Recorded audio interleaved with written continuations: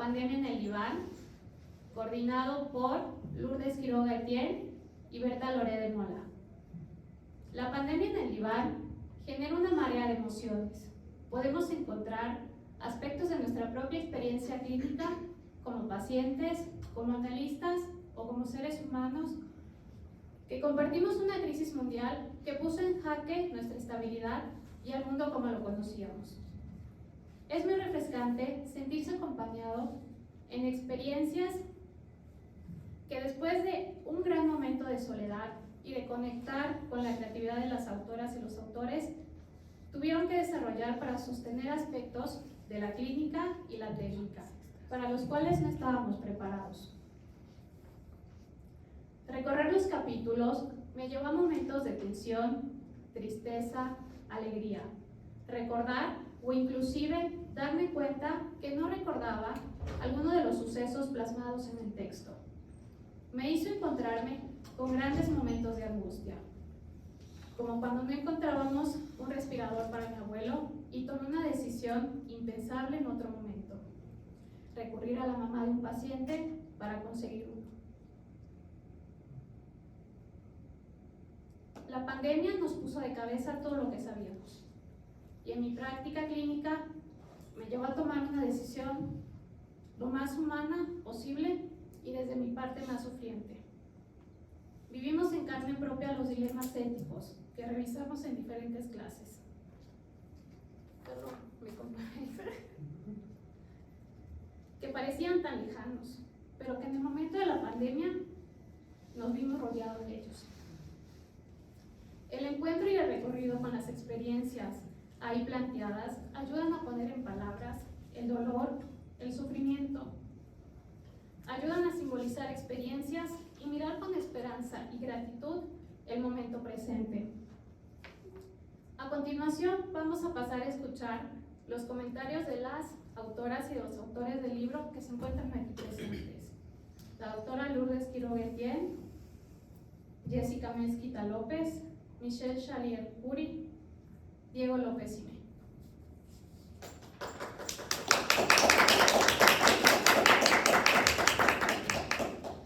Vamos a empezar con la doctora Lourdes Quiroga Etienne.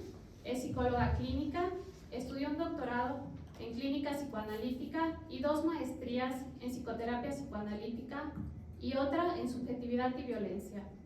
En todos sus grados obtuvo mención honorífica.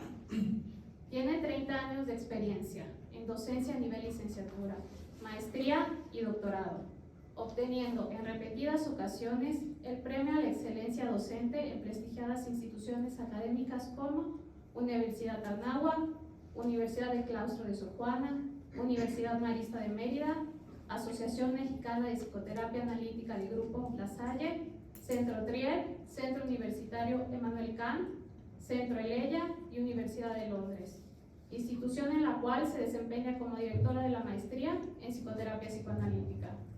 Trabajó 10 años en el Hospital Juárez de México, ha practicado en diversos programas de radio y televisión, dedicada a la consulta privada, es autora de los libros Entrevista Clínica y Psicometría y Cómo cursa el pensamiento de un psicoanalista. Muchísimas gracias. Pues buenos días a todas y todos. Para mí es un gusto estar aquí, encontrarnos, ¿no? Es algo que cuánto hubiéramos querido durante esos años de pandemia,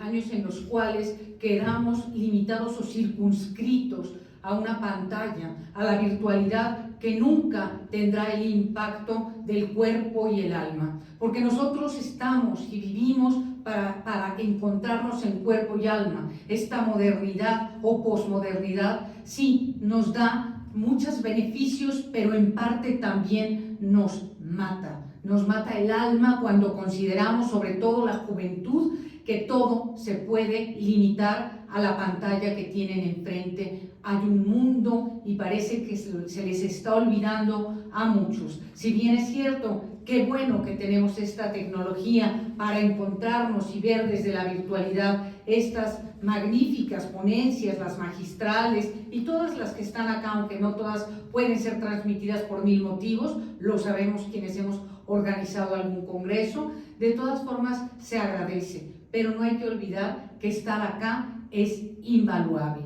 He escuchado algunas de las conferencias de las colegas que nos antecedieron ayer o en el día y así, y he querido integrar algo del escrito que traigo ahora.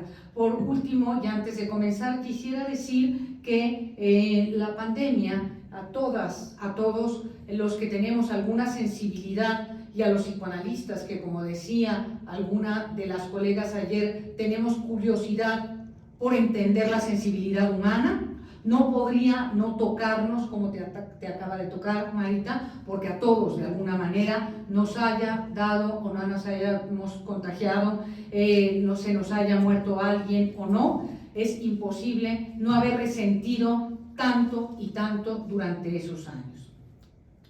Para mí es un honor compartir con ustedes esta publicación de un libro al que le hemos dedicado pasión, investigación y entrega. Es quizá eso lo que requiere cualquier empeño que se tenga en esta vida para que a la postre, quizá y solo quizá, recojamos frutos. Este libro, desde mi punto de vista, lleva alma, creatividad, amor. Esto es, no lo fabricamos. ¿Por qué no lo fabricamos? Porque ya se fabrican demasiadas cosas. Nosotros este libro lo creamos. Lo creamos porque solamente así, quizá otra vez, podremos atrapar lectores. Y lograr que una sola persona lea, se siente en calma a seguir una trama o la descripción de un concepto o la técnica para llevar a cabo cierta actividad o a saber historia o de tantos otros temas interesantes es algo por demás valioso. Es una actividad sublimatoria que nos aleja de la destructividad cotidiana que vivimos a diario de diferentes maneras. Leer es algo invaluable y, como acaba de decir el ponente de la conferencia magistral, leer es del orden de lo íntimo. Así que hay pocos lectores y lo sabemos, cada vez menos porque atrapan los videojuegos, atrapan estos aparatos también valiosos pero también mortíferos. Así que si estamos hablando de que leer es algo del orden de lo íntimo, de repente nos damos cuenta que en todos aspectos nos alejamos de la intimidad. La pandemia en el diván es un libro escrito por 8 personas que sentimos pasión por el conocimiento en general y en particular por el psicoanálisis. Claro, no todas y todos podemos estar aquí hoy, es imposible por distintas razones, pero venimos buscando representar a quienes aquí escribimos. El tiempo está limitado, el mío aquí también, en todos sentidos, pero en este en específico, así que voy a buscar apurar. Es importante mencionar que nosotros no pudimos hacer este libro, ni hubiéramos podido compilarlo sin el entusiasmo de todas y todos, porque no es fácil integrarse, ponerse de acuerdo y hacer las cosas de la mejor manera que pudimos. Gracias a todas y todos. Para escribir esta intervención me puse a pensar mucho. Me decía a mí misma cómo ahora parece tan lejano el difícil y terrible tiempo que pasamos como humanidad. Ojalá lo recordemos, porque estamos destinados a repetir lo que no recordamos y lo que no elaboramos. Y eso es lo que nos pasa en el mundo constantemente. Parece lejano aquel encierro permanente, aburrido y a veces desesperante. Da la impresión que transcurrió ya mucho desde aquel 2020, cuando no teníamos ni siquiera vacunas que aliviaran un poco el temor y el terror y la persecución de quedar contagiados de lo que en ese momento era absolutamente mortal, COVID-19.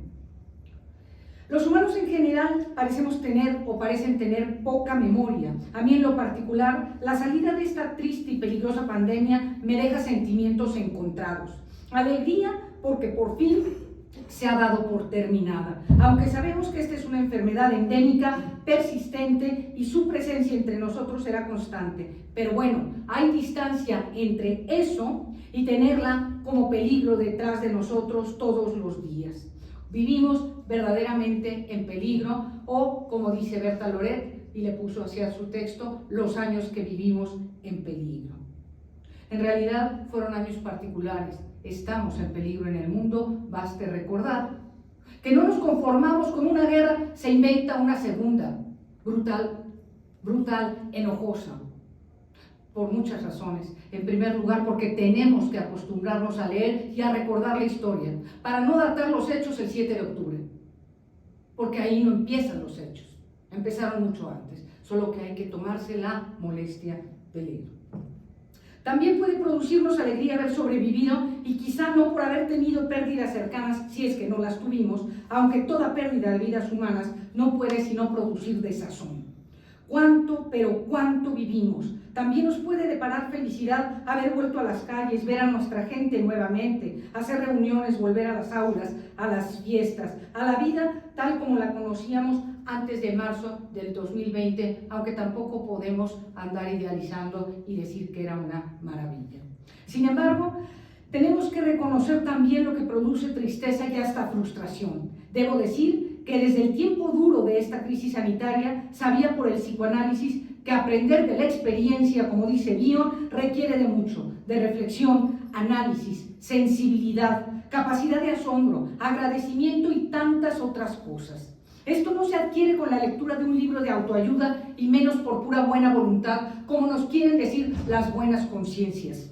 Estaba segura de que por dura que fuera esta experiencia, si no nos deteníamos a pensar, saldríamos aún más violentos, vengativos, enojados, deprimidos, sin capacidad de vernos como sobrevivientes de este camino espinoso y como enemigos, desconfiados, un tanto paranoides y sobre todo incapaces de revalorar la vida que en muchos sentidos perdimos durante cerca de 3 años, 2 años y medio. Pero como la ilusión no es algo que muera fácilmente, y lo decía bien ayer una de las ponentes, la doctora Molet, no hay que perder la esperanza, y la ilusión tampoco se muere fácilmente. A veces, la verdad, quería pensar que saldríamos mejores, habiendo aprendido de la experiencia, revalorando los vínculos, siendo un poquito más generosos, menos egoístas, pero la verdad, va pasando el tiempo y no. En la mayor parte de los casos, no. Aquí en nuestra Ciudad de México, por ejemplo, quizás se siente más caos que antes de la pandemia. La actitud de mucha gente es un tanto violenta. Las sonrisas de reencuentro fueron pocas y hoy casi han desaparecido. Parece que se ha olvidado lo que vivimos. Anhelábamos volver a encontrarnos. Hubo sensibilidad. Grupos de cantantes se unían desde sus espacios a cantar, a dedicar sensibles letras a los médicos, enfermeras, psicólogas, personal de salud en general, que aunque digan que no fueron héroes, sí lo fueron. Sí fueron héroes porque cuidaron de nuestra salud y nosotros estábamos en nuestras casas y ellos las arriesgaban. Nosotros, afortunadamente, pudimos ver mucha gente, pero podíamos verla a través de la pantalla. Así que sí tendríamos que ser agradecidos. Arriesgaron su vida por nosotros y hay que agradecerlo. Hubo creatividad. La pandemia se dibujó, se pintó, se esculpió, se cantó, se recitó, se convirtió en obra en todas sus formas. Es que el humano puede destruir mucho, muchísimo. La guerra es solo un ejemplo triste y cruel de la maldad humana, de los intereses mezquinos que parecen estar por arriba de la vida, pero también tienen la capacidad de construir, de crear belleza a partir de lo terrible. Eros eterno, platónico, no se deja vencer tan fácil por ese tánatos igualmente inmortal. Lo sabemos y lo leemos en la obra del gran Sigmund Freud, pésele a quien le pese. Sigmund Freud sigue y seguirá siendo el padre del psicoanálisis, y sobre el padre del psicoanálisis debemos basarnos para crear todo lo demás. Hay que agradecer, no cualquiera escribe 25 tomos. Quizá por eso escribimos este libro, para alejarnos del enojo que produce la impotencia, para no vengarnos con quien ni siquiera provocó esta crisis y que la sufría igual que nosotros, para no deprimirnos y quitar el sentido de vida que a pesar de todo siempre vale. Y cada uno y una nos pusimos creativos, nos unimos, dialogamos y decidimos trabajar. Dejar algo, alguna evidencia de este tiempo complejo y único que compartimos todos y todas como humanidad. No hubo línea alguna para nadie porque lo que cada quien escribiera venía de su corazón, no solo de su cabeza, ni del conocimiento, ni de la razón exclusivamente, no. Decidimos hacer un libro sensible antes que nada. En este compartimos lo que vivimos, la forma en que nos identificamos con los pacientes, temerosos, desesperados, a veces tristes. La cruda realidad no daba para más. Pero como sabemos, escribir es un acto sublimatorio que nos facilitó un poquito la existencia. Nosotras y nosotros ya nos ocupamos de escribir y, como les digo, nos ayudó en el largo tránsito de esta crisis. Ojalá ahora, pasado ese tiempo y ya en esta nueva normalidad, todavía no sé qué es la nueva, estoy en investigación, ¿no? Pero bueno, dicen la nueva normalidad a la que no encuentro lo nuevo, ojalá ustedes lo lean. Quiero mencionar ciertas ideas generalísimas, ¿verdad? No le hago justicia a todos los textos y tengo que apalabrar en breve cada uno de los capítulos. Comenzaré con el de Michelle Charlier, que está aquí a mi lado. Ella escribió un capítulo muy valioso para pensar la psicopatología, las patologías que encubrió la pandemia, y sí que quedaron muchos conflictos psicológicos encubiertos durante la crisis sanitaria. La vuelta a la vida de antes los develó con claridad. Aquí los tenemos. A algo de esto me refería con lo que decía antes de no haber aprendido de la experiencia, y también a un aspecto importante que marca Michelle en su escrito. Muchos aspectos psicológicos quedaron normalizados durante la crisis sanitaria. De hecho, eran actividades que dejaron de ser patológicas en el momento, porque en ese momento podían salvar la vida. Higiene extrema, obsesión. Quedarse en casa estrictamente, fobia social. En ese tiempo ni obsesión ni fobia, pero hoy quien sigue ahí deja ver que la pandemia le vino bien. Diríamos en forma coloquial que la pandemia, que su patología se disimuló y hasta quedó compartida y avalada. Muy interesante. Gracias, Michelle. Tenemos también el trabajo de Jessica Mezquita, que mucho por su trabajo estamos acá en esta reunión, en este congreso, y también le agradecemos. Participante imprescindible. En su capítulo Atravesando la pandemia, reflexiones sobre la clínica de lo traumático, Jessica nos comparte su experiencia clínica de manera amplia, clara, profunda, pero también enormemente conmovedora. El escrito Los años que vivimos en peligro, de Berta Loret de Mola, no permite al lector alejarse del texto. La pluma de Berta, elegante, sensible, empática, no puede dejar de sorprender. Igual que a casi todos, ella se despidió de sus pacientes pensando que en 2 semanas estaríamos nuevamente en el consultorio. Era cosa rápida. Qué sorpresa nos llevamos cuando nos dimos cuenta de que pasaron 2 años antes de volver a encontrarnos. Esperanza Pérez de Pla, que no la tenemos ahora acá, distintos motivos, pero hemos tenido la fortuna de que una personalidad de ese tamaño se haya querido integrar a ese proyecto. Lo agradecemos. La clínica virtual de niños y adolescentes durante el COVID-19, sus aplicaciones y dificultades. La experiencia de la doctora Pérez de Pla es evidente en este escrito. Ella nos comparte de manera generosa el proceso analítico de Nina, sus historias, sus dibujos, sus temores, y también a T, un joven con rasgos autistas. Solo un profundo estudio, experiencia y dedicación al psicoanálisis, que jamás debe dejarse de estudiar, y a la clínica profunda, se pueden llevar a cabo estos difíciles casos excepcionales y complejos, pero a su vez también frecuentes. Diego López nos comparte uno de los casos clínicos que llevó Marina, espinoso camino el que tuvo que recorrer con ella, y además de lidiar con la delicada situación de la familia y tantas otras cosas. Había que hacer frente a la tecnología que, como sabemos, no tiene palabra de honor.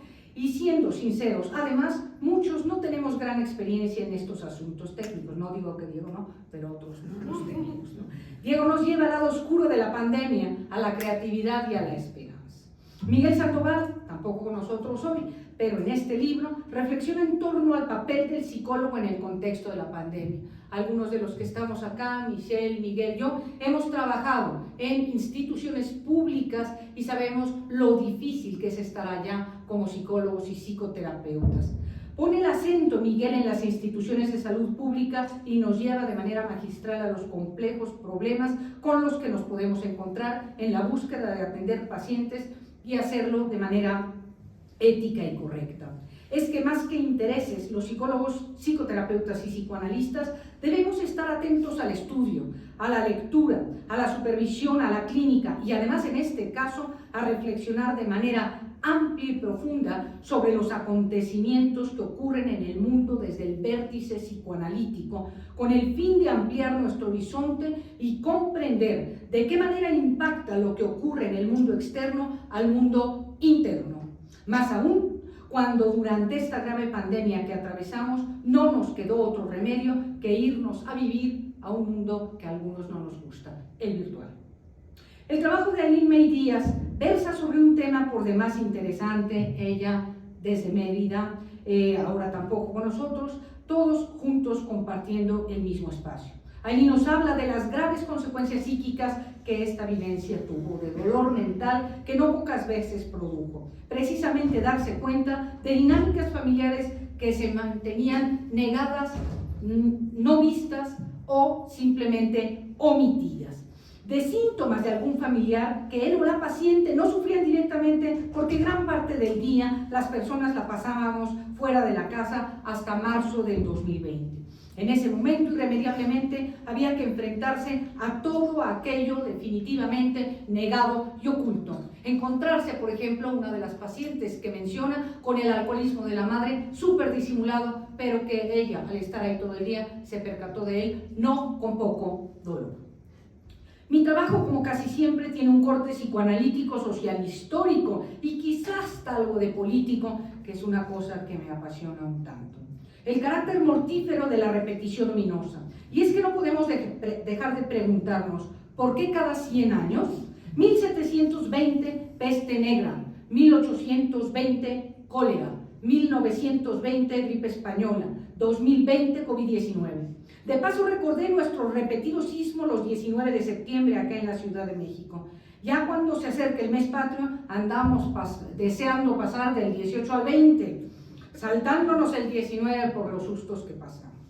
Terminaré con esta frase de Lacan porque considero que nuestro empeño en la escritura de este libro tuvo que ver con el reconocimiento de que este tipo de acontecimientos y vivencias no pueden comprenderse con una mirada fácil, superficial. Hay que ir a senderos a veces estrechos, transitar a lo que subyace a lo fenoménico si queremos ver más allá.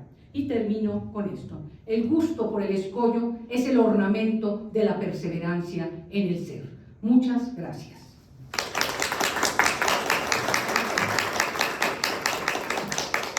Muchas gracias, Lourdes. Gracias. Vamos a pasar al comentario de la maestra Jessica Graciela Mezquita López. Nació en Mérida, Yucatán, México. Es licenciada en Psicología y maestra en Psicoterapia Psicoanalítica por la Universidad Marista de Mérida. Recientemente egresó del doctorado en Psicoanálisis por la Universidad Intercontinental, en donde realiza investigación sobre el trauma. En el ámbito educativo ha acompañado a estudiantes de bachillerato como docente y directora.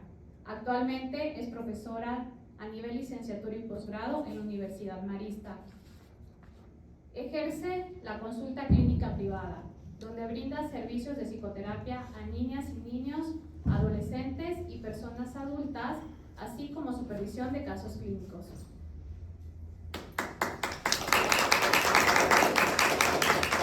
Muchas gracias, Marita.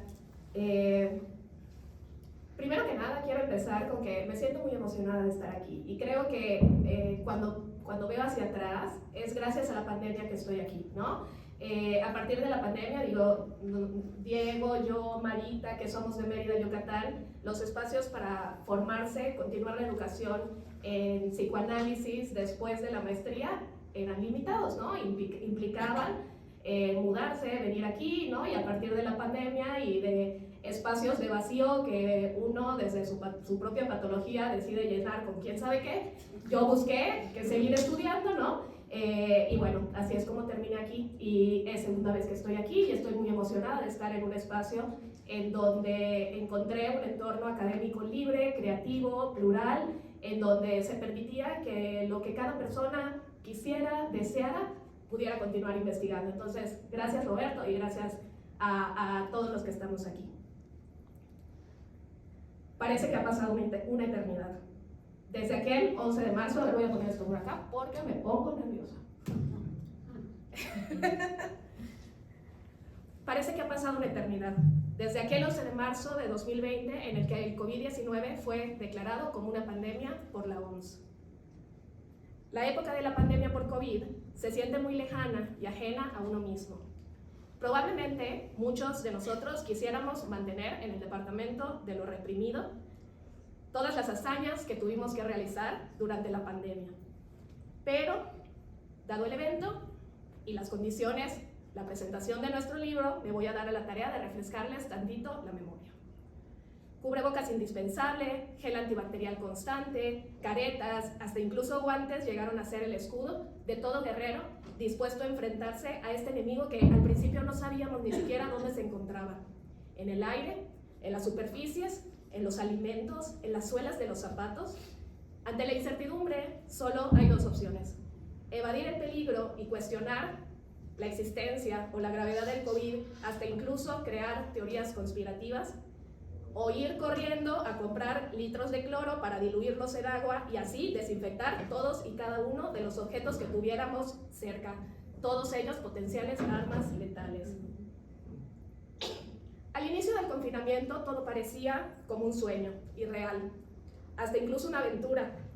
Entre mis alumnos y mis pacientes adolescentes escuchaba los comentarios de lo increíble que era que tengamos 2 semanas de vacaciones y que luego regresemos a las obligaciones académicas. Gracias, COVID, escuchaba por ahí. En ese comienzo, muchas personas nos mantuvimos escépticas a pensar en la posibilidad de que fuera algo que se prolongara. Con algunos pacientes incluso acordé suspender las sesiones por 2 semanas y regresar a la tercera cuando la cuarentena pasara. Ejercicio en casa, experimentar con la cocina. No sé si se acuerdan o alguien utilizó House Party, una aplicación creada en la pandemia para reunirse con amigos y jugar virtualmente. Fiestas, reuniones, conferencias y hasta incluso misas y rezos por Zoom.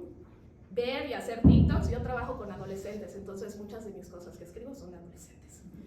Descansar, disfrutar el tiempo con la familia, jugar juegos de mesa.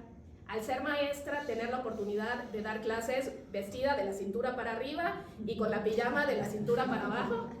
Tener el empuje para finalmente independizarse. Tal vez esta fue la realidad para muchos, pero no podemos dejar de lado que no todas las experiencias son iguales y que durante la pandemia se experimentaron como montaña rusa diversos estados y situaciones que variaban de momento a momento, de persona a persona, de contexto social a contexto social. Así como muchas personas disfrutamos de los beneficios que el confinamiento trajo inicialmente, muchas otras también experimentamos mucha angustia. ¿Se escucha, verdad? Sí. Terror por ser parte de los grupos vulnerables o tener algún ser querido en esa situación. Crisis económicas en familias que perdieron sus trabajos quedándose sin ninguna fuente de ingreso. Bebés que nacieron en quirófanos con madres aterradas de contagiarse sin tener ningún tipo de sostén al momento del parto, pues se impedía la entrada de cualquier otra persona. La violencia que arrasó con muchos hogares, con muchas mujeres que vivían con sus agresores. Niños que al tener clases en línea sufrieron rezagos escolares por las dificultades de acceder a la educación y a un entorno social exogámico. Las adicciones que permanecían o se incrementaban como un modo de evadir el dolor. El personal de salud que batalló con garras para defender a la humanidad. Y a pesar de todo esto, nos confrontamos una vez más con que los seres humanos no somos omnipotentes.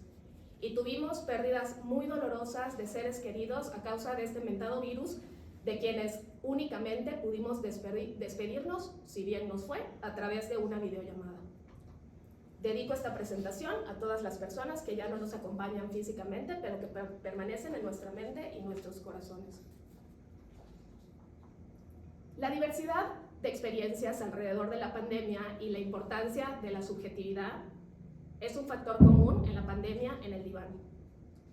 El uso de la palabra diván, además de aludir al psicoanálisis, que es el marco referencial que ha sostenido nuestra formación de los coautores que participamos en el libro como psicoterapeutas, es una metáfora de lo que ocurre en el vínculo, en donde 2 o más personas en el análisis grupal se reúnen a encontrarse, pensarse, digerir el dolor descubrirse, relacionarse, confrontarse.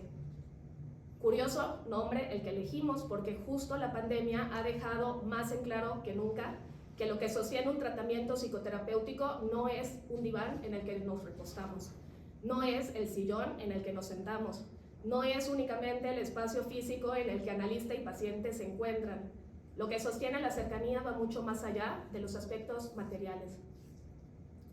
En el libro que presentamos hoy están los testimonios de 8 psicoterapeutas a quienes les tengo un profundo cariño y admiración, que nos reunimos para relatar las vivencias que tuvimos alrededor de la pandemia, dentro y fuera de nuestros consultorios. Todos y cada uno de nosotros, desde nuestra propia subjetividad, eso es muy lindo. Fíjense que en los capítulos, cuando yo leí los capítulos de los colegas, que muchos de ellos son mis maestros, uno encuentra a la persona, ¿no? O sea, hablamos de nosotros, ¿no? Eso es algo muy lindo, ¿no? Bueno, todos estos relatos buscan dejar un retrato de lo que Berta Loret de Mola nombra como los años que vivimos en peligro. Berta, en su capítulo, nos invita a soñar la pandemia con un texto íntimo y rico en contenido en el que nos abre la puerta de su consultorio virtual y de su corazón, relatándonos distintas experiencias que vivió con sus pacientes, en donde da cuenta de cómo la vulnerabilidad del analista siempre está puesta en juego en nuestro trabajo. Nos cuenta cómo aspectos de sí misma se escenificaron en la relación con su paciente Saúl, cómo pudo pasear virtualmente por las áreas de la casa de Laura, compartiendo su gusto por el arte. Los terapeutas jamás nos hubiéramos imaginado que conoceríamos las casas de nuestros pacientes. Y cómo el regreso a las consultas presenciales de la mano de su paciente Priscila reafirma que a pesar de la capacidad de adaptarnos en la virtualidad, no hay nada como la presencialidad. En sus relatos, Berta encarna lo que su texto recupera de Bion, que los analistas somos los responsables de pensar en medio de las bombas. Michelle Charlier, que tengo aquí a mi lado, hace un ejercicio muy interesante que da cuenta de las patologías que encubrió la pandemia. Ella nos comparte cómo muchas de las conductas que eran consideradas como síntomas psicopatológicos se convirtieron en conductas esperadas y necesarias, basadas en peligros reales. Limpiar las compras, quitarnos toda la ropa al llegar de la calle para bañarnos de inmediato, limpiar cada superficie, manija u objeto que tocábamos, ante los ojos de cualquier persona pudiera ser visto como un claro cuadro obsesivo-compulsivo. La fobia social, la paranoia o hasta incluso lo psicosomático. Seguro que más de uno de los aquí presentes sospechó en múltiples ocasiones que algún dolor muscular pudiera ser COVID. Michelle nos comparte un interesante análisis donde ilustra las sutiles líneas divisorias entre las conductas esperadas en este contexto y lo psicopatológico, citándola con el objetivo de poder seguirnos comprendiendo más y sufriendo menos hasta donde eso sea posible. Y la verdad sí que sufrimos porque, como dijo Diego, el COVID no llegó solo, trajo a todo su ejército, alfa, beta, gamma, delta y omicron. Él, en su capítulo, Lo que la pandemia despertó, habla de la incertidumbre, de la angustia, el peligro en el que su paciente Marina se encontraba al permanecer confinada en casa con su agresor, y el trabajo tan sensible y protector que realizó con ella para lograr preservar su seguridad. También nos comparte la esperanza, la capacidad de flexibilizarse y la creatividad que se despertó en los pacientes. Diego nos confía sus propias angustias al contagiarse de COVID y da cuenta de que los pacientes también percibieron nuestras batallas y se llegaron a preocupar mucho por nosotros. Experiencia transformadora para ambos. Aileen May, que no pudo venir, ella está en Mérida, de la mano de su paciente América nos comparte su mirada de lo que ocurrió cuando todos nos encontrábamos juntos compartiendo el mismo espacio. El encierro tuvo distintas repercusiones, impactando en la salud mental y en la dinámica familiar.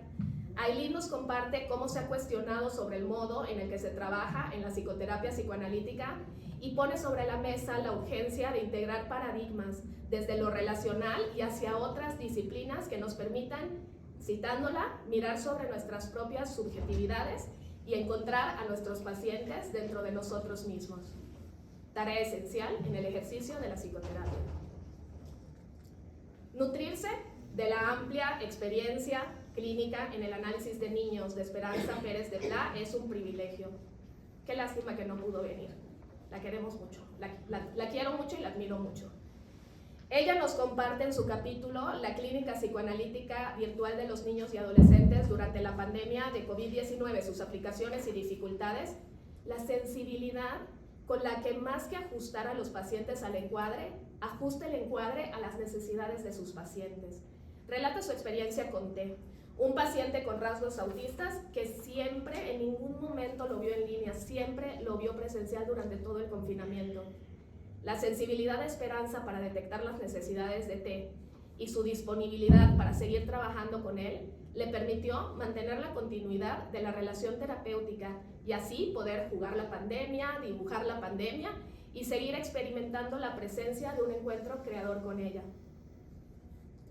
La experiencia de Miguel Sandoval, que tampoco tenemos presente el día de hoy, en el contexto hospitalario en la Ciudad de México nutre este compendio.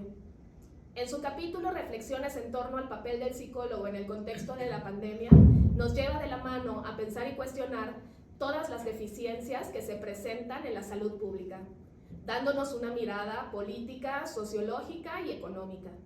Él nos comparte cómo en los hospitales se presentaron toda serie de contradicciones en donde el personal médico que se encontraba al pie del cañón y que era sumamente importante para atender a las personas contagiadas, también eran quienes tenían más posibilidades de contagiarse y morir. Constantes sensaciones ambivalentes se despertaban en estos contextos en los que Miguel participa y hace críticas sumamente interesantes. Y para terminar, bueno, tenemos el capítulo de Lourdes Quiroga. Quienes hemos sido alumnos de Lourdes sabemos la riqueza cultural que expresa al transmitir sus ideas, lo cual también se refleja en su capítulo El carácter mortífero de la repetición ominosa, las pandemias, en el que nos recuerda que a pesar de haber sido un evento inédito para nosotros, los virus pandémicos han aparecido cada 100 años durante los últimos 4 siglos, como nos acaba de recordar. Nos dice que atravesamos en un tiempo en el que hemos perdido mucho, pero no es la primera vez que la humanidad enfrenta la pérdida. Y nos recuerda el carácter transitorio de la vida, en donde todo es pasajero y en donde, citándola, mientras Eros logre ascender sobre Tánatos, la vida merece seguir siendo vivida. Mi experiencia personal durante la pandemia, así como mucho de lo relatado en este libro desde las experiencias de mis colegas, desembocó en que me interesa investigar sobre la clínica del trauma, tema que abordo en mi capítulo Atravesando la pandemia, reflexiones sobre lo traumático, en el que exploro los efectos de haber estado ambos, paciente y analista, inmersos en la misma experiencia potencialmente traumática que fue el COVID, en la que se actualizaba a su vez experiencias traumáticas del pasado que reclamaban ser vividas. Muchos de mis pacientes durante el confinamiento empezaron a recuperar muchas experiencias que habían reprimido, disociado, ¿no? Y ante la calma, ante el confinamiento, empezaron a emerger, ¿no? Reflexiono sobre la clínica de lo traumático de la mano de mi experiencia personal y la de mis pacientes, en especial de Camila, una mujer joven con la que viví muchas similitudes con mi propia experiencia personal, y de Timmy, un niño con el que a pesar de la virtualidad pudimos adaptarnos a ella, ser creativos, jugar, vivir las angustias de muerte y experimentar giros esperanzadores alrededor de experiencias traumáticas que lo trajeron a análisis. Al pensar en lo que viví personalmente y en las experiencias de mis pacientes, reafirmo que acompañar al otro en su dolor desde el propio transmite en un sentido profundo la posibilidad de atravesar la tormenta y salir victorioso de ella. Además de que este libro ha sido un ejercicio de digestión de lo vivido, reitera que las comunidades sostienen, contienen y metabolizan cualquier experiencia que pudiera ser angustiante y dolorosa, y que las palabras tienen un poder de transformación sobre experiencias estruendosas que generan impactos, en ocasiones intramitables en nuestra mente. Me he encontrado a mí misma en los relatos de cada uno de los autores y espero que quien pueda leerlos también se encuentre en ellos. Muchas gracias.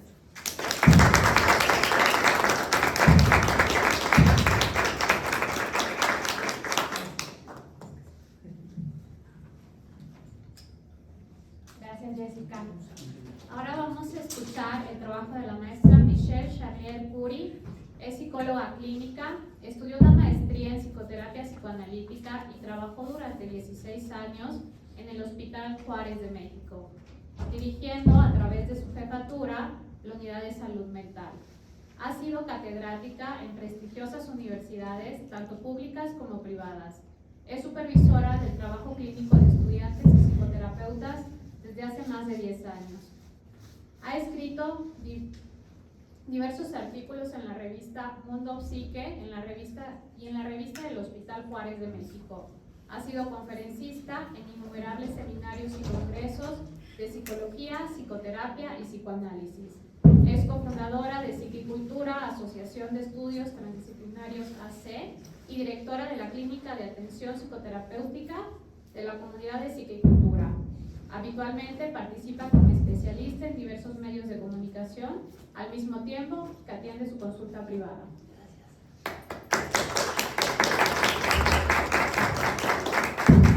Muchas gracias. ¿Sí se oye? Sí. Bueno, pues miren, yo, como les acaban de decir, trabajé durante 16 años en el Hospital Juárez y justo terminé de trabajar ahí en el 2020. Yo había decidido, fue una decisión que me costó 3 años tomar, el ya terminar mi trabajo clínico en el Juárez. La verdad es que todo psicoanalista, cuando trabaja en un hospital público, llega un momento en que ya no puede dar más de lo que ya dio durante cierta temporada, fue mi caso.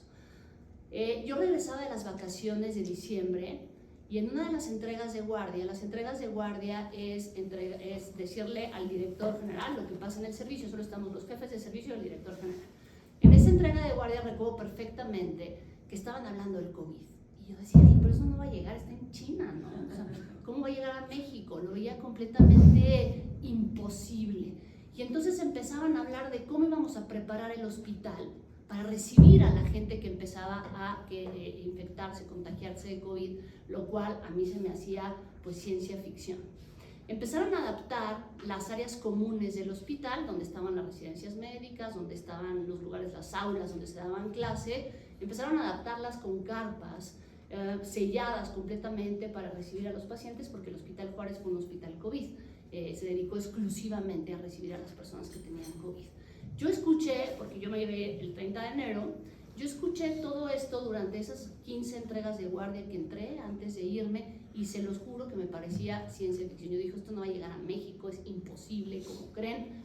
Total, terminé mi gestión y ya me fui al Juárez, continué con mi clínica privada y de pronto empezamos en marzo a escuchar los primeros contagios que llegaban a México. La realidad es que no estábamos preparados para eso, de hecho no sabíamos qué hacer. Si ustedes se fijan, pues cómo nos cuidamos, no había como ciertas indicaciones sanitarias lo suficientemente claras para saber qué hacer. Incluso con nuestros pacientes nos decían, vamos a continuar las sesiones presenciales, ya nos vamos en línea, no sabíamos muy bien cuándo terminar. Mi consultorio privado está junto al de Lourdes, entonces entre paciente y paciente, yo le decía a Lourdes, ¿hasta cuándo vas a trabajar la presencial? No sé, pues no sabemos cómo nos vamos a mover a línea. O sea, eran decisiones que teníamos que tomar de forma individual para sentirnos a salvo. Nadie sabíamos qué hacer. Imagínense toda la angustia que como psicólogos, psicoterapeutas, psicoanalistas estábamos viviendo y tuvimos que reprimir para seguir escuchando a aquel que estaba acostumbrado a que nosotros fuéramos su continente para regresarle significados de su vida.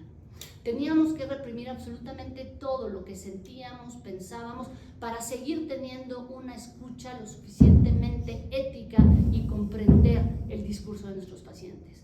Todos vivimos una pandemia individual. Todos significamos la pandemia según nuestras historias de vida, las personas con las que estuvimos, y por eso había una pandemia por cada paciente, amigo, familia que nosotros veíamos, y era importantísimo escuchar. Entonces teníamos que tomar decisiones, la verdad, bastante en solitario, y empezamos a decirles a los pacientes que los íbamos a ver en línea. Como dice Jessica, nunca imaginamos conocer la casa de los pacientes. Muchos de los problemas y de las situaciones que los pacientes narraban en el consultorio eran vividos en esos espacios. De pronto tenían que estar ahí con la mamá al lado, con el hermano al lado, etcétera, tratando de encontrar un espacio lo suficientemente íntimo como el que nosotros brindamos en nuestros consultorios. Recuerdo muy bien a uno de mis pacientes, un señor de 60 años que no estaba nada familiarizado con las redes sociales, traumados, diciéndome, Michelle, pero ¿dónde tomo la sesión? Y yo, si quieres por videollamada de WhatsApp, o sea, por donde sea más fácil para ti, él tomando la sesión en el baño de su casa, porque no había ningún otro espacio en donde se sintiera lo suficientemente en privado, pues, para que él pudiera hablar. Y muchísimos de los conflictos de él, de hecho, su motivo de consulta era la relación con su esposa. La esposa estaba fuera del baño escuchando a ver qué estaba diciendo él de ella. Era completamente inusual, atípico, y cómo nos íbamos a adaptar a eso. Y también nuestros pacientes, ¿en dónde me está viendo? Esta psicoanalista que ha sido tan hermética con su vida precisamente para que yo plasme mi conflicto en ella, ¿en dónde está? Yo tengo perritos. Entonces de pronto ladraba la perrita y yo aventándole la chancla, lo que sea, que estuviera ahí al lado para que no se escuchara. Y los pacientes con la fantasía, ¿en dónde está? ¿En dónde me está viendo? ¿Habrá alguien alrededor? ¿Me estarán escuchando en este discurso que tengo para darle? Efectivamente, ya teníamos cierta experiencia de pacientes en línea que no viven en la ciudad o incluso en el país. Yo he tenido pacientes de Estados Unidos, pero de pronto saber que yo trabajo y vivo en la Roma y mi paciente pues, puede venir de Coyoacán o de la Narvarte, etcétera, y ahora no. Nos teníamos que ver a la distancia. Fue tremendamente complicado. Las fantasías que se desplegaban en relación a eso también fue un material muy importante a trabajar, pero muy difícil porque nos estábamos atravesando en una pandemia. Entonces de pronto empezamos a ver cómo cuidar nuestros cuerpos, empezamos a ver cómo no contagiarnos, como dice la doctora Lourdes y Jessica, ver que dejábamos la ropa en la entrada, ponernos el culito todo el tiempo, etcétera, etcétera, conservar una sana distancia, perfecto. Todo eso a nivel físico, pero qué descuido hubo de la mente. De la mente nadie hablaba. De las consecuencias emocionales y psicológicas que esta pandemia traía, todos callaban, porque había que salvarnos, ¿no? Alejarnos de las personas, etcétera, pero no se podía hablar de lo que uno sentía. Suficiente teníamos con la realidad externa para hacerle caso a esta realidad interna que nos aquejaba. Y de pronto nuestras casas se convirtieron en consultorios, en gimnasios, en restaurantes, en escuelas, en absolutamente todo. Teníamos que convivir con las personas que estaban dentro 24/7, cuando la realidad de la vida es que generalmente ves a alguien en las mañanas y en las noches cuando llegas y se acabó. Ver cómo iba a ser la distribución en la casa, en dónde vas a trabajar tú, en dónde voy a trabajar yo, en dónde van a estar los niños, en dónde van a aprender a la escuela. Todo el mundo se convirtió en todólogos en esos momentos con una situación desesperada por sobrepasarla. Me acuerdo que cuando ya tomamos la decisión de empezar a dar sesiones en línea, una de mis pacientes, que es pediatra, le dije, bueno, yo creo que nos vemos como en un mes, ¿no? Esto va a terminar en un mes y se acabó. Y me dijo, Michelle, esto va a durar muchísimo más de lo que todo el mundo piensa. Yo estuve incrédula, dije, voy a cerrar el consultorio sin darme cuenta que lo cerraría durante 2 años, sin poder estar en él, viendo y transmitiendo y entendiendo y traduciendo cada una de las historias que llegaban. Entonces, entonces en ese momento que estábamos todos súper confundidos, de pronto recibo una llamada de Lourdes Quiroga y me dice, oye Michelle, fíjate que estoy pensando, ¿por qué no escribimos acerca del impacto emocional que está teniendo esta pandemia? Se está poniendo muchísimo más atención a la salud mental que en toda la historia de la humanidad en este momento. Incluso vimos en las Olimpiadas como atletas que han ganado millones y millones, sobre todo en Estados Unidos, de medallas de oro, se veían imposibilitados a participar porque emocionalmente no estaban bien. Simone Biles, ya saben, la que hace gimnasia olímpica, ella dijo, yo no puedo participar en estuvo en las Olimpiadas y dijo, no puedo participar en estas competencias porque estoy muy angustiada, porque emocionalmente no me encuentro bien y me siento muy triste. sacándola así de la competencia. La primera vez que en las Olimpiadas se escuchaba hablar de la salud mental. La primera vez que a los psicólogos se nos atiborraba de llamadas de por favor necesito ver a un psicólogo, etcétera, la consulta subió muchísimo en línea porque la gente realmente, verdaderamente no sabía qué hacer y qué es lo que les estaba pasando. Este mundo interno que estaba por demás abandonado y anulado, de repente se manifestaba. Pero ¿qué pasaba con las personas? Sabían que algo pasaba, pero no sabían qué era. Sabían que estaban sintiendo cosas, pero no sabían qué cosas estaban sintiendo, porque todo eso se nos ha enseñado culturalmente y desde muy niñititos que no hay que sentir. No llores, no grites, no te rías tanto, pareces loca. O sea, ya no solo es la tristeza, también es la alegría la que se reprime, el enojo. ¿Cuál es el principal emoción que se le permite a los hombres? Enojarse. ¿Pero qué hacemos cuando se enojan? No te enojes. ¿Cuál es la principal emoción que se nos permite a las mujeres? Llorar. ¿Pero qué hacemos cuando lloran? No llores. Entonces todo el tiempo bajo esta represión, de pronto la pandemia nos encierra, no nos queda de otra más que convivir con nosotros mismos y entonces pues evidentemente empezamos a sentir, empezamos a recordar, que es lo que decía Jessica, empezamos a volver a vivir cómo eran esos vínculos con la familia que de pronto escapaba yo por la escuela, el trabajo, etcétera, ahora los tenía de frente y tenía que ver qué iba a hacer con eso. Entonces me dice Lourdes, tenemos que escribir al respecto. Michelle, no podemos dejar que pase esta pandemia sin dejar un libro, una huella impresa del impacto emocional que se vivió no solo con nuestros pacientes, sino los que estamos también de este otro lado, con los analistas, con los psicólogos, que también, así que como el título de la telenovela de los 80s, los ricos también lloran, los psicoanalistas también lloran. O sea, realmente era una sensación de qué íbamos a hacer con todo esto. Y yo le di el avión, le dije, sí, Lourdes, claro, sí, tú hazlo. Y lo llevó a la realidad. Así como se comunicó conmigo, se comunicó con mis colegas, de quienes ya han descrito, tanto Lourdes como Jessica, los resúmenes de lo que se hizo en este trabajo. Ella, junto con Berta Loret de Mola, nos compilaron a nosotros para que podamos vertir esa información y por lo menos durante el tiempo de escribir, mi persecutorio principal ya no era el COVID, era sí, confirmo. Estaba sobre nosotros hasta que lo pudimos terminar y pudimos hacerlo realidad. Honestamente, a mí me ayudó muchísimo esto porque pude sublimar todo lo que estaba pasando, pensando y sintiendo en las páginas que fuimos cuidadosamente escribiendo. La pandemia en el diván es un libro en donde cada capítulo que se escribió en base a la experiencia de cada uno de los clínicos que participamos en ella. Por ejemplo, Miguel escribe desde lo que sucedió en el Hospital General. El Hospital General es el hospital más grande de México de salud pública y él describía todo eso. Yo me sentía con sentimientos muy ambivalentes porque ya no estaba en el Juárez, sin embargo todo el tiempo recibía llamadas de los directivos preguntándome qué hacer. Desafortunadamente la persona que se quedó en mi lugar no pudo reaccionar del todo bien, entonces a la distancia pues trataba yo de dar ciertas indicaciones para que pudieran los pacientes tener como la posibilidad de seguir hablando de lo que les sucedía a pesar de los aislamientos que tenían. Una de las ideas que se me ocurrió fue hacer videollamadas porque como saben los familiares no podían entrar a los hospitales. Entonces en cuanto entraba un paciente ya no iban a saber de ese paciente. Incluso a veces sabían de ellos hasta que morían.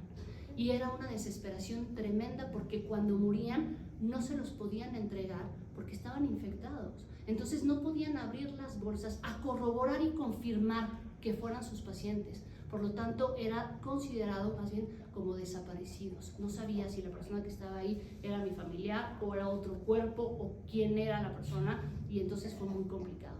Por lo tanto, para poder dar realidad a estas fantasías terroríficas, lo que pudimos hacer fue entrar con celulares y hacer videollamadas con los pacientes que estaban a los familiares que estaban esperando fuera para que tuvieran un poquito de visión de lo que realmente sucedía con ellos. Y así les puedo contar muchísimas de las vivencias que a la distancia, por eso les digo, era muy ambivalente porque me sentía en riesgo de entrar al hospital, pero por otro lado me sentía con la obligación de poder ayudar a donde trabajé durante 16 años, ¿no? Entonces bueno, pues se hizo lo que se pudo y aquí así cada uno fuimos imprimiendo lo que nos sucedió a nivel de la pandemia a nosotros y en nuestra clínica.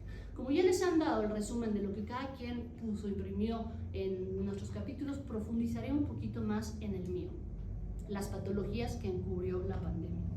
Titulé así mi capítulo porque en el consultorio nos dedicamos a escuchar las tristezas, ansiedades, fobias, obsesiones, enfermedades psicosomáticas que viven y sufren nuestros pacientes. Llegan con nosotros en búsqueda de entender qué pasa en sus mundos internos, para poder disfrutar un poco más la vida. Pero de pronto, más que ir elaborando estos síntomas, en la pandemia se normalizaron. Las conductas obsesivas, fóbicas, paranoicas, las ansiedades, lo psicosomático, todo tenía una razón de ser. Por lo tanto, se detuvo un poco la elaboración y comprensión de eso porque teníamos una realidad que justificaba esos comportamientos. Fue un trabajo muy complicado. En el 2021, todo el mundo celebramos el Año Nuevo con la emoción de que llegaba la vacuna. Por supuesto que también hubieron sentimientos muy contradictorios con los pacientes, de que si es un chip, de que si nos vamos a morir, de que si cruzas la frontera explotas, cosas así muy raras que empezaron a decir junto con la puesta de la vacuna. Sin embargo, otros tantos teníamos la enorme esperanza de poder salir, de poder empezar a salir. Y así fue, empezamos a poder salir a finales del 21, un poquito temerosos, etcétera, pero ¿qué pasaba con estos pacientes que habían hecho egosintónicos estos síntomas? O sea, que habían estado en sintonía con ellos. Tenían que volver a pensar que eran sintomatologías a trabajar, tenían que escudarse que todavía estábamos en riesgo y aunque saliéramos tenían que cuidarse de la misma manera. Propusimos ya las sesiones presenciales. Muchos aceptaron, pero muchos no. Seguían con estos temores, escudándose por medio de una pantalla para seguirse quedando en casa y no enfrentar estos terrores que los habían llevado mucho antes a los consultorios. Y además nos propusieron volver a la normalidad, o a la, como dice Lourdes, nueva normalidad. Nadie entendíamos absolutamente nada de qué era eso. Sí, salimos a un mundo completamente distinto. Yo ilusoriamente pensé que iba a ser un mundo más solidario, más humanizado, en donde nos íbamos a cuidar los unos a los otros después de lo tremendo que habíamos pasado. Qué equivocada estaba.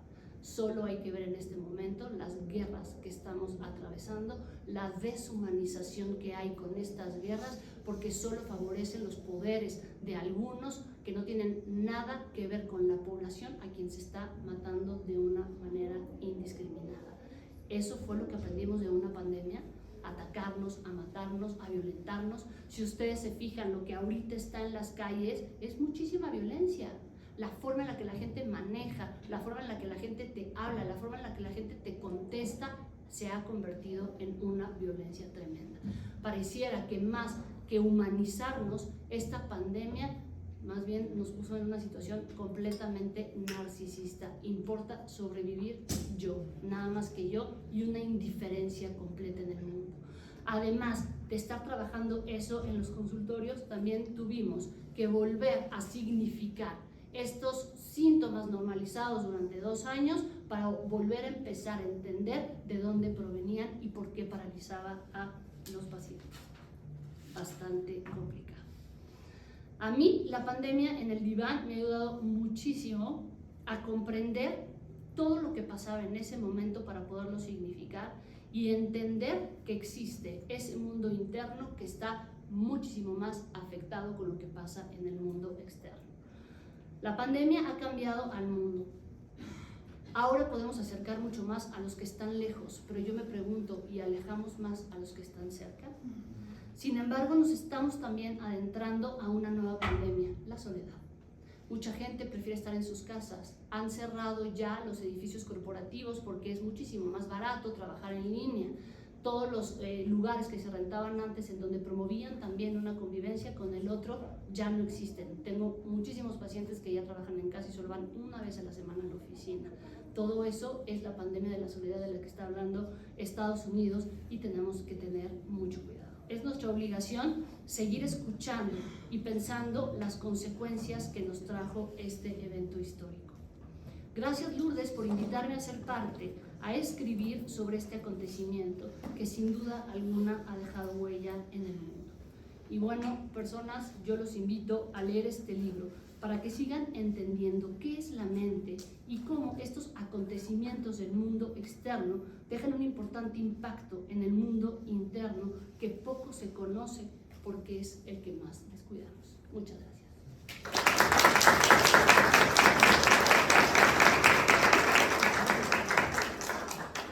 Gracias, Michelle. Vamos a continuar con el trabajo del maestro Diego Alejandro López Simé. Él es originario de Mérida, Yucatán.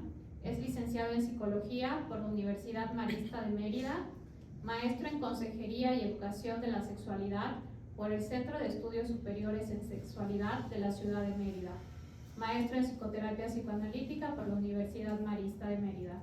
Su labor en la Universidad Marista ha abarcado la docencia a nivel licenciatura y posgrado.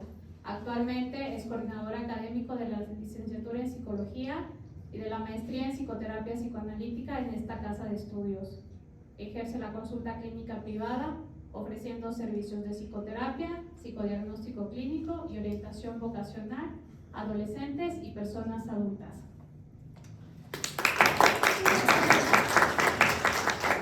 Buenos días a todos y a todas. Hace un momento recordaba la frase que una de las autores, la doctora Berta Lórez de Mola, menciona en su libro de que los psicoanalistas somos en esta pandemia quienes tuvimos que pensar entre bombas.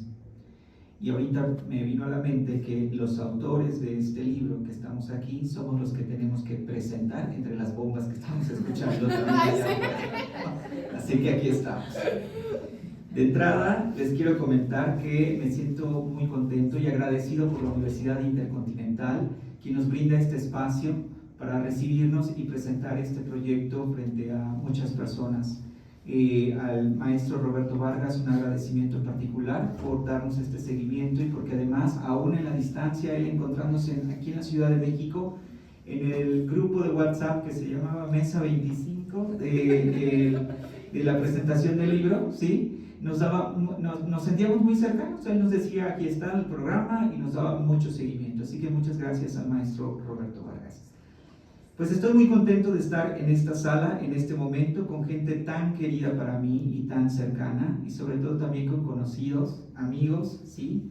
Me siento muy honrado y agradecido por compartir este libro con mis queridas maestras, que son mujeres que inspiran y de las que yo he aprendido tanto.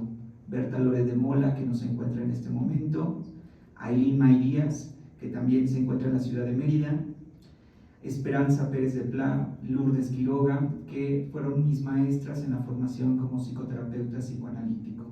Muchas gracias por permitirme compartir con ustedes este proyecto. También, a través de este proyecto, me puse en contacto con amigas y colegas que son admirables para mí, como Jessica Mezquita, Michelle Charrier y también Miguel Sandoval, con quienes tuve la suerte, la fortuna de coincidir al redactar este libro y sobre todo poder leerles y aprender de cada uno de sus escritos. Cuando la doctora Lourdes Quiroga me invitó a formar parte de este libro, yo dije que sí, sin pensarlo, sin tener idea de a lo que me estaba comprometiendo en ese momento. Y ahora que lo digo, me doy cuenta de que, como siempre me pasa, no aprendí. ¿Por qué? Porque mi incredulidad volvió nuevamente a orquestar mi respuesta. Pues así como dije ante la llegada del COVID-19, esto en 15 días ya pasó, también dije con este libro, en 15 días lo termino. Y no fue así. Me llevó un par de meses escribir un capítulo de 20 cuartillas, porque hay tanto que escribir y tanto que decir de esta experiencia en confinamiento que vivimos todos y todas. Ahí empiezan las bombas. Y bueno, para mí, escribir el capítulo de un libro también ha sido un evento nuevo e impensable en mi vida. Y escribir sobre la pandemia que vivimos como humanidad ha implicado desempolvar los recuerdos que se han instaurado de manera individual y en colectivo en cada uno de nosotros, de nosotras y en mí. Hacer el ejercicio de recordar lo que hemos atravesado me vuelve a conmover, a doler, a a sorprender, a extrañar. Recordar, como dice el psicoanalista Rafael Paz, es volver a pasar una experiencia no solo por la mente, sino también por el corazón. Escribir no es una tarea fácil, porque uno no solo presenta un conjunto de ideas o conocimientos que tiene con respecto a un tema. Escribir, como dice la psicoanalista Mariana Osorio, requiere un ego, una creencia de que lo que dices importa. Escribir también requiere una dolorosa curiosidad que te lleva a descubrir y a destapar lo que están oyendo tus huesos. Escribir implica exponer lo que te ocurre dentro. En ese sentido, encontrarse frente a la pantalla en blanco implica despertar el universo de ideas y de experiencias que nos habitan para poder darles forma y presentarlas en un producto que podrá llegar a las manos y a los ojos de otros, y si corremos con suerte, quizá también logre llegar a su interior. Para los psicoterapeutas y psicoanalistas, escribir implica salirnos de nuestro escondite seguro que tenemos en el consultorio, espacio que se convierte en nuestro refugio y que alberga la intimidad de nuestros pacientes y la nuestra.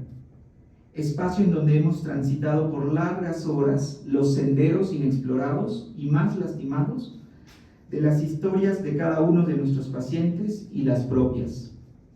Espacio del que tuvimos que mudarnos aquel marzo del 2020 sin tener una fecha certera para regresar y del que hoy, a 3 años de haber sido confinados por el COVID-19, afortunadamente hemos regresado. La pandemia en el diván es una travesía de 8 psicoterapeutas que de manera generosa comparten sus más profundas vivencias en este viaje turbulento que ha sido la pandemia por el COVID-19.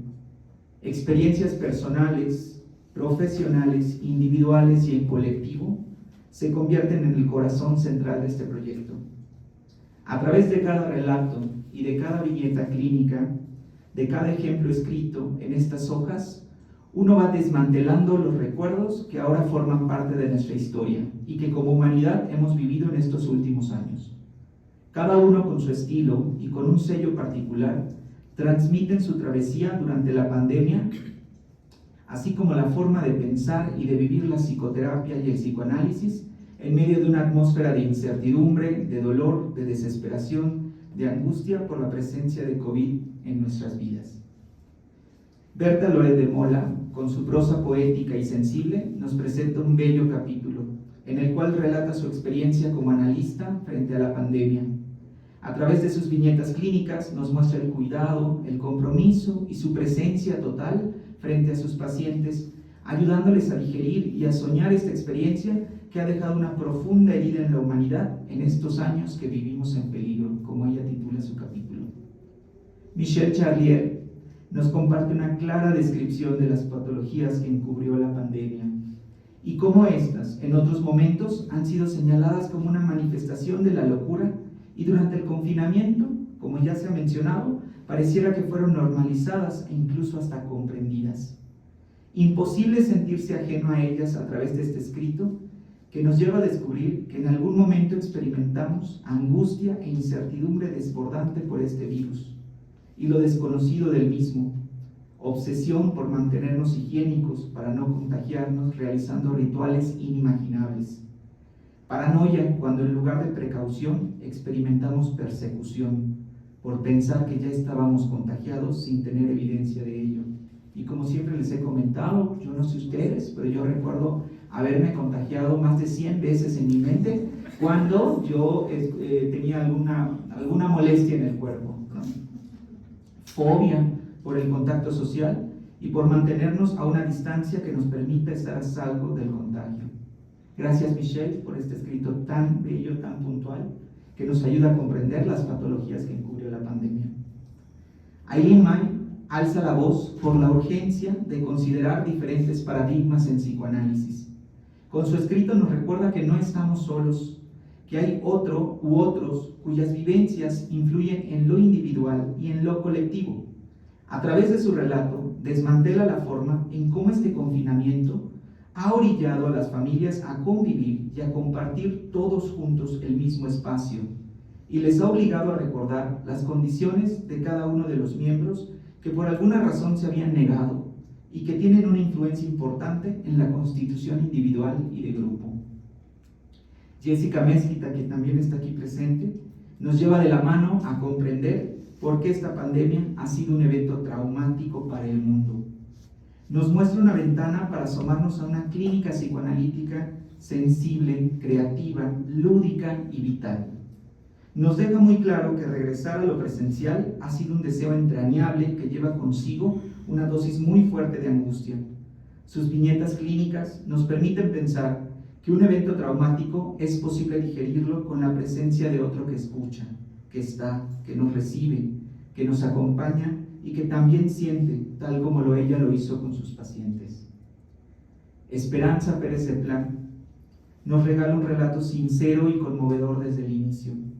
Esperanza habla de sí misma al compartirnos de manera generosa sus temores sobre la posibilidad de que esta pandemia no se acabe, su dolor por el fallecimiento de una persona cercana, su clínica tan aguda, sensible, y los retos que ha tenido que librar en el trabajo con niños y niñas a través de su pantalla, hacen que leer a Esperanza sea muy esperanzador, porque nos contagia su vitalidad, su fuerza y su deseo de estar con el otro. Miguel Sandoval nos recuerda en su texto que todos y todas estamos influenciados por diferentes sistemas políticos, sociales y económicos, y también forman parte de nuestra salud. Plantea cómo la pandemia también ha iluminado otras pandemias, como son las desventajas e injusticias en el sistema de salud pública, que también son motivo de reflexión y análisis. Lourdes Quiroga nos adentra al mundo del psicoanálisis, pero también al de la filosofía, al arte, a lo social, a la cultura, a la educación, la política como elementos fundamentales para comprender y reflexionar sobre los fenómenos y dimensiones de la experiencia que le otorgan sentido a lo que hacemos como personas y como humanidad. Nos brinda una explicación desde la teoría psicoanalítica y desde su forma de comprender el mundo sobre los fenómenos que se han repetido cada 100 años, que son las pandemias. Y también, como se lo he dicho, nos muestra cómo cursa el pensamiento de una psicoanalista como Lourdes Quiroga. Y es que esta pandemia despertó lo mejor y lo peor de nosotros también como humanidad.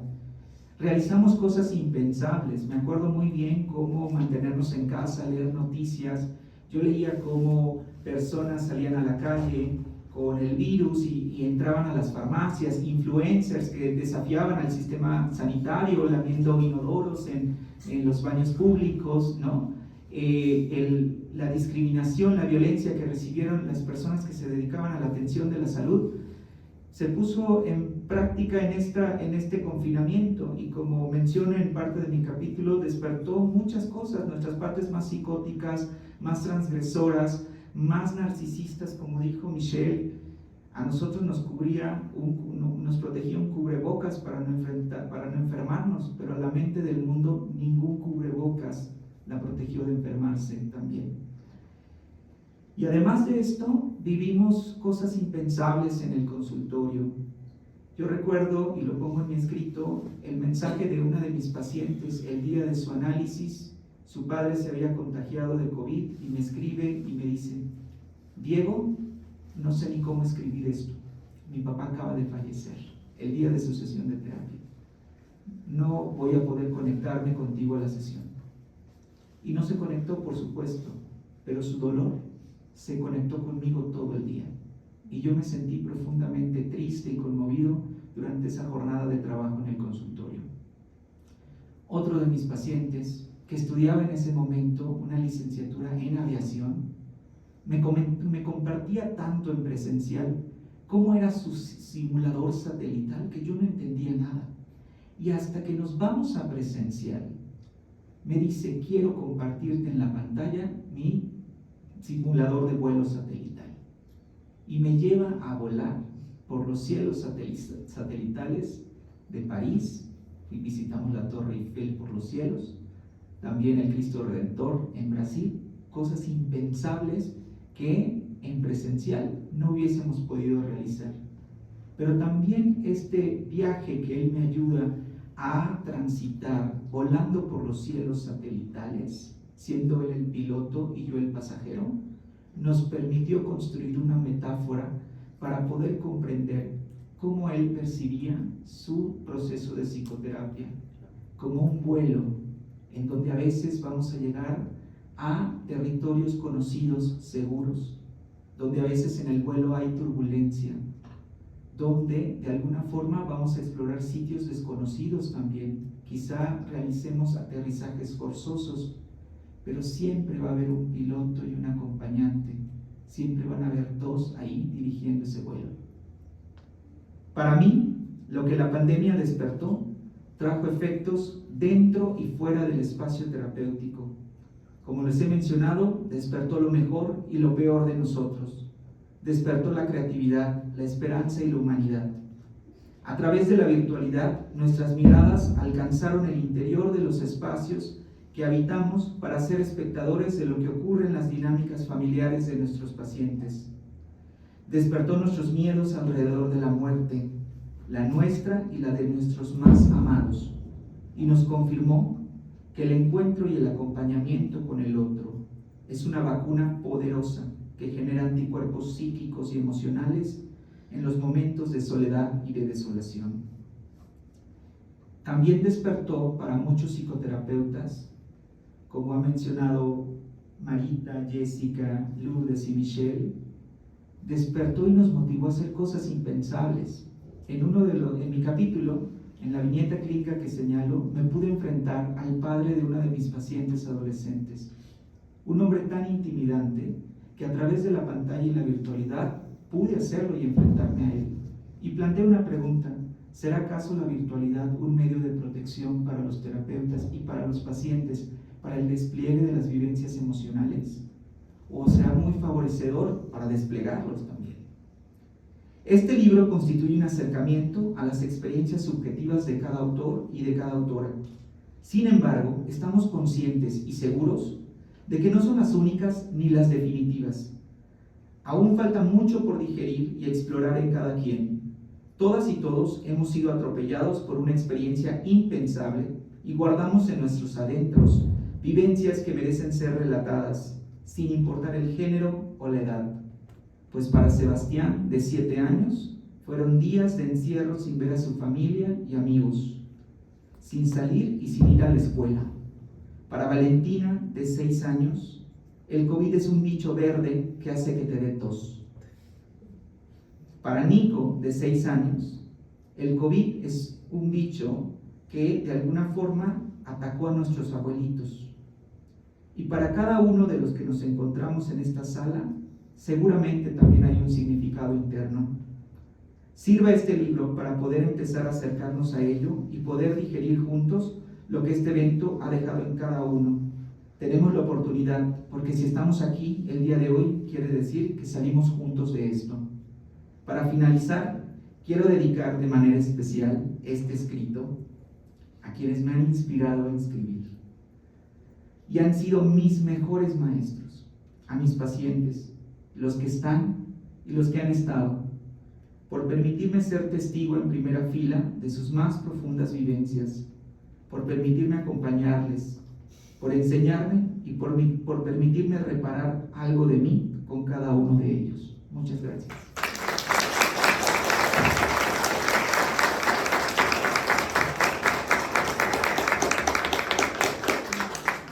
Muchas gracias, Diego, por tan conmovedoras palabras. Bueno, vamos a pasar a un momento, unos 5 minutitos, 10 minutitos, si tienen alguna pregunta, comentario.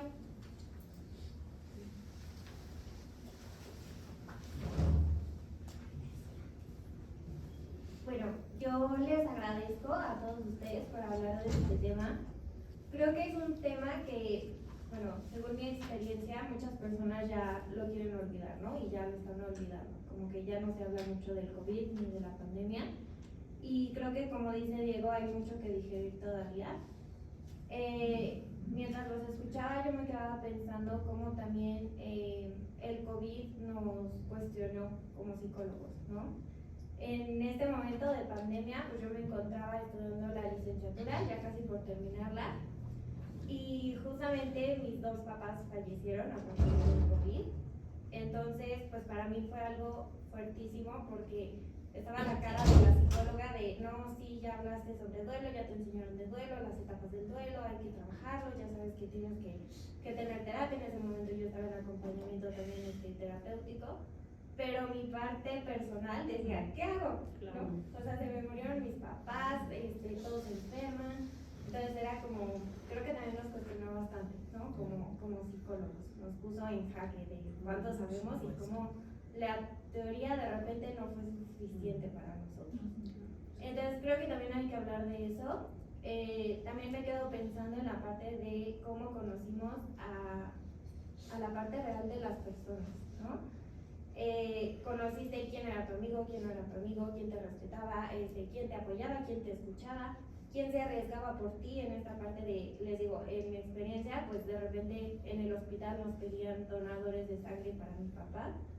Y pues de repente nadie se animaba a ir al hospital a donar sangre, ¿no? Entonces también era como, entiendo, yo lo sé, el novio de mi hermana pues la dejó de ver casi por un año entero porque era como, no me voy a contagiar y estoy en riesgo y todo eso. Entonces, pues digo, se entiende, ¿no? Cada uno teníamos nuestras razones, cada uno teníamos justamente nuestra experiencia de vivir el COVID, pero justamente como fue muy peculiar la manera en la que conocimos a las personas que estaban a nuestro alrededor.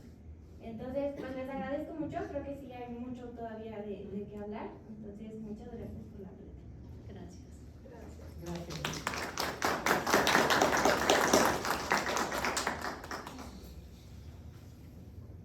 ¿Puedo comentar algo? Sí. Muchas gracias por compartir tu experiencia. Yo creo que,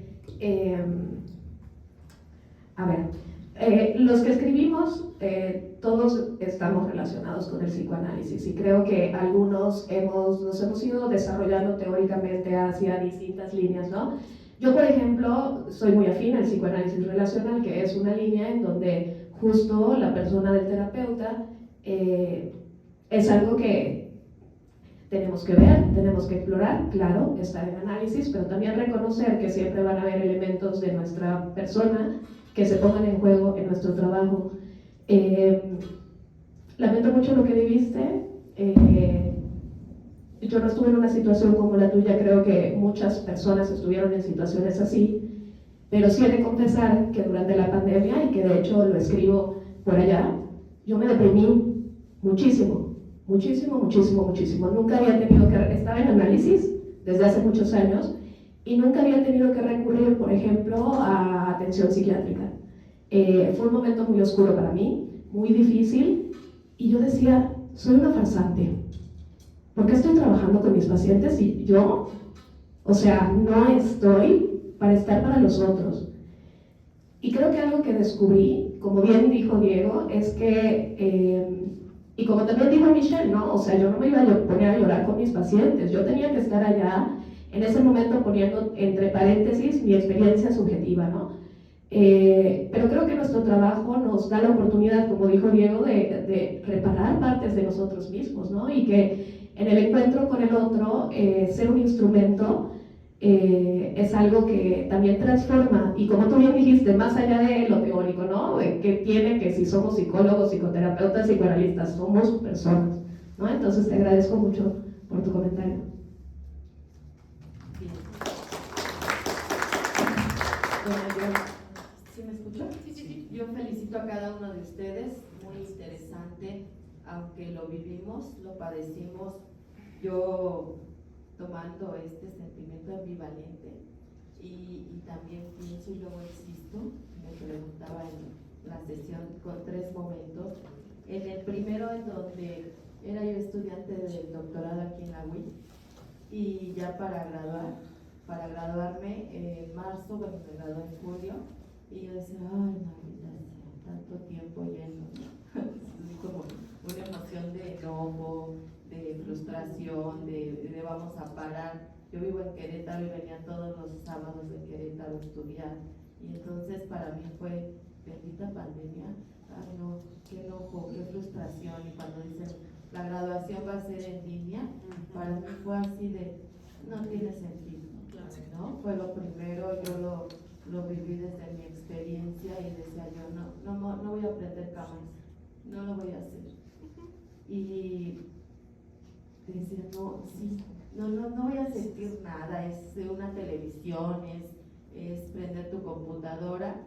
Y cuando los sentimientos se viven a flor de piel en una graduación que es real, sigue siendo esto, ¿no? Y a los 2 días mi hijo así con COVID, el mayor, me decía llévame al hospital y yo le decía muérete en la casa, ¿no? Sí. Y esa dureza que decía, ¿dónde estás? Te has hecho muy dura desde que estás en el doctorado, ya no eres la misma, ya no sientes, ¿no? Porque justo estamos como educados que como ser psicoanalistas te vuelves dura, ¿no? Y enseguida la graduación, yo trabajo con adolescentes en una secundaria, 900 adolescentes a mi cargo, y decía yo, las graduaciones de 300 de ellos, 600 de ellos, en donde ellos muy molestos, y pude verlo desde el psicoanálisis relacional, esa empatía, en donde, no, miren, esto, yo lo viví, sé lo que se siente, bueno, en otro momento, yo resumo, desde lo que decía Jessica, en donde se modifica ese encuadre, en donde modificamos encuadre o el paciente encuadra con nosotros en esas sesiones que se vuelven a retomar y que además llevando a cabo la clínica presencial y dices, no puedo parar, mis hijos me decían te vas a morir, y al mismo tiempo era ese pensamiento de decir, sí me cuido, sí protección, sí todo, pero no puedo dejar a mis pacientes.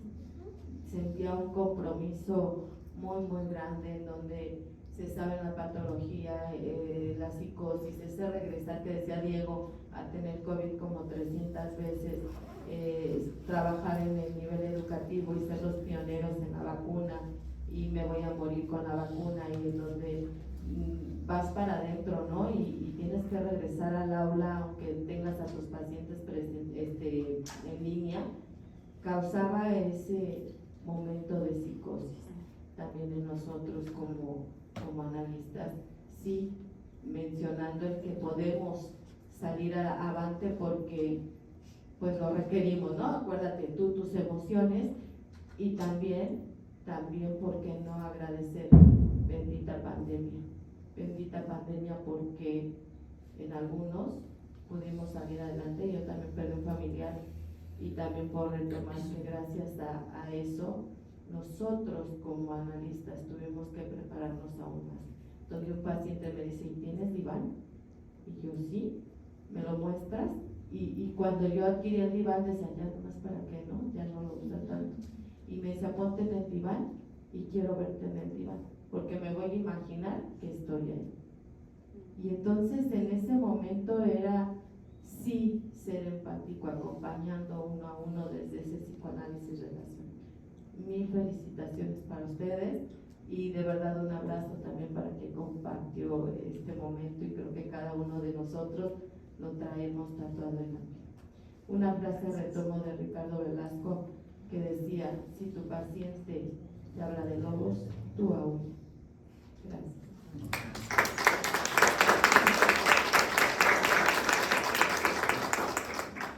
Gracias. Vamos a tener un último comentario, o bueno, 2 últimos comentarios. Y ya cerramos porque tenemos 5 minutos de retraso para no retrasar a la siguiente.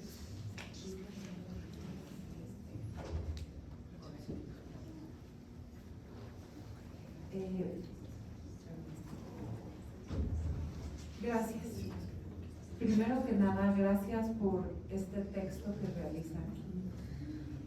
Lourdes decía, gracias por lo que ha pasado, ¿no? Gracias porque estamos aquí, gracias porque podemos dar cuenta, pero gracias a ustedes que devuelven este lugar íntimo de lo que es la pandemia y fue, de cómo nos transforma. Cada uno lo habla desde un lugar diferentísimo, y hay una canción de Celine Dion que dice It's all coming back to me, y cuando los escuchaba todo eso volvió, y la importancia de poderle dar lugar a eso y compartirlo con otros. Michelle decía, sublime escribiendo, pero justamente es porque cuando lo escribimos le pasó a ese que escribe, ya no tanto a nosotros. Pero cuando lo leemos, recordamos que nos pasó a nosotros. Y el ejercicio que hicieron para mantener esto vivo y no dar cuenta de sí, fue la pandemia, ya nos pasó a todos y normalizar, nunca va a ser normalizar.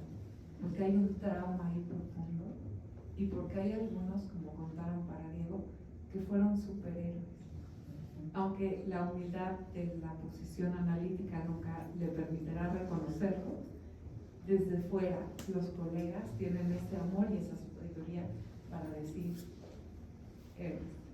entonces toda mi gratitud a Marita como la mejor moderadora para recordarnos que no sirve de nada que sepamos mucho si no nos vamos a conmover ante nuestra propia historia, y esta nos moviliza a hacer cosas que rayan en lo que antes era impensable. Si no somos humanos, no podemos escuchar como humanos. Eso nunca lo podemos perder, porque la presencia es ese amor que cura. Gracias por empezar desde ahí y gracias a todos ustedes por su inteligencia, su generosidad, porque uno es celoso de sus sentimientos, más en este medio, por la generosidad, porque saben que eso también acompaña a otros y nos tomamos de la mano, aunque estén en Mérida o en la Universidad de Londres o donde sea. Muchas, muchas gracias.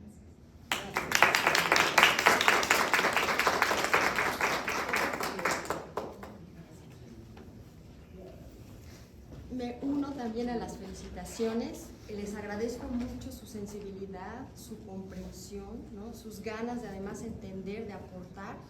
Creo que es un acto muy valiente también, abrir, ¿no?, todo lo que pasa en nuestros consultorios.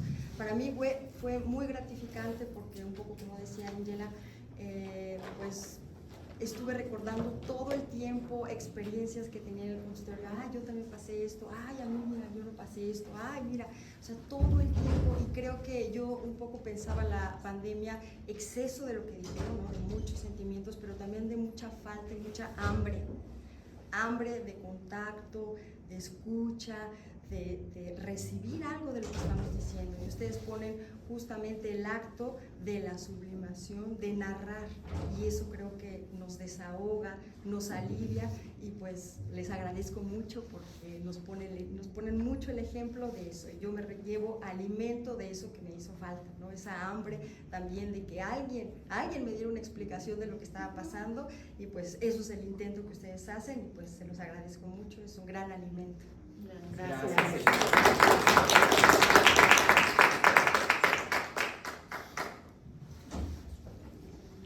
Bueno, pues muchas gracias por acompañarnos a la presentación de este conmovedor libro, y por favor vayan a comprarlo y leanlo.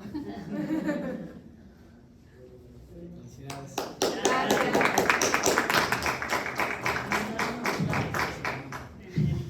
Sí. Ay, sí es cierto, pero ya vamos corriendo. ¿Podemos tomar una foto? Gracias, gracias.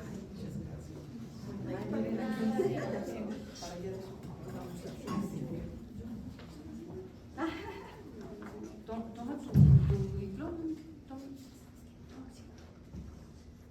Un par de fotos, ¿eh? Listo. Gracias. Gracias. Gracias, Marita. Muchísimas gracias. Coordinaste increíble. Muy gracias. Hola, José. Ay, qué bueno que me Muchas gracias. Ay, mucho gusto. Yo soy Jessica. Encantado. Muchas gracias.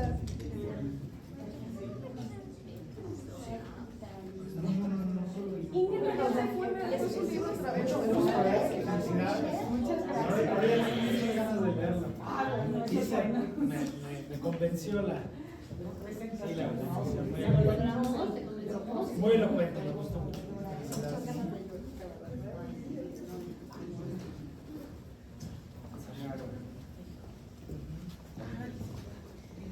Hola, ¿qué tal? Ay, mucho gusto. ¿Cómo te llamas? Ay, mucho gusto, José. ¿El primer semestre de qué? De Nación. ¡Ay, qué padre! Pero ella no requeriste, no te hizo Ayer, ¿verdad? por todo el compartes. ¿Andabas en otro? Más grande.